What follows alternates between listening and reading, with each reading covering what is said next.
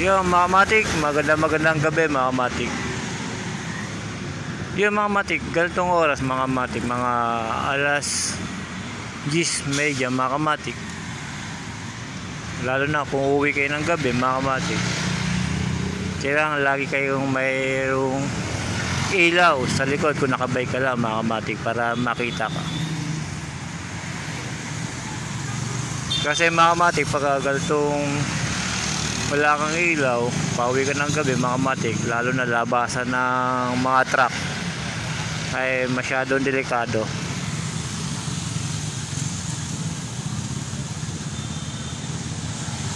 Ganitong oras mga kamatik ay labasan na ng mga truck. Kaya kung pauwi ka o wala ka malang sasakyan na dala mga kamatik, naglalakad ka, ingat-ingat din sa pagtawid mga kamatik. Dahil pagka di mo nakita yan mga kamatik, lalo na kung may truck mga kamatik, hindi kayo mapasin, dali kayo. Kaya mga kamatik, pagkagabi na mga kamatik, ingat-ingat lang sa pag-uwi. Katulad ko mga kamatik, nagbabike ako.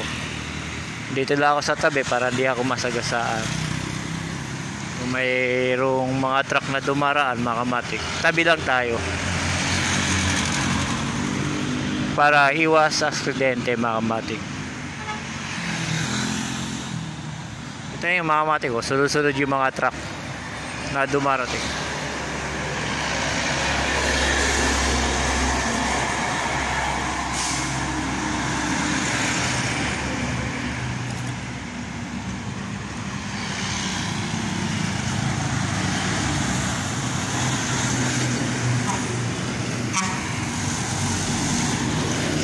Kung ikaw naman nakamotor mga kamatik, ingat-ingat lang din.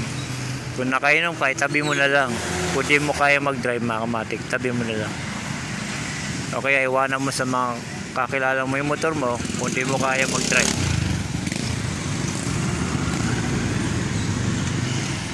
Kasi mga kamatik, pag pinilit mo mag-drive kung lasing ka, dali mga kamatik,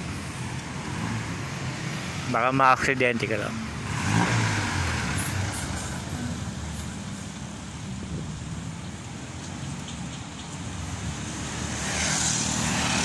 Sa panahon ngayon mga kamatik, kailangan lang mag-ingat sa pagtawid, lalo na kung uwi ka ng gabi mga kamatik.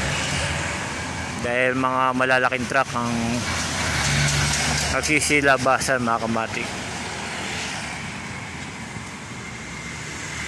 Kung tatawid ka mga kamatik, alam mo na, parating na, huwag ka na tumawid, baka di ka makita ng mga truck, masagasaan ka nila. Yung mga kamatik, yun lang payo ni Do Kamatik mga kamatik. Hanggang dito na lang mga kamatik, magandang gabi sa inyo. Salamat.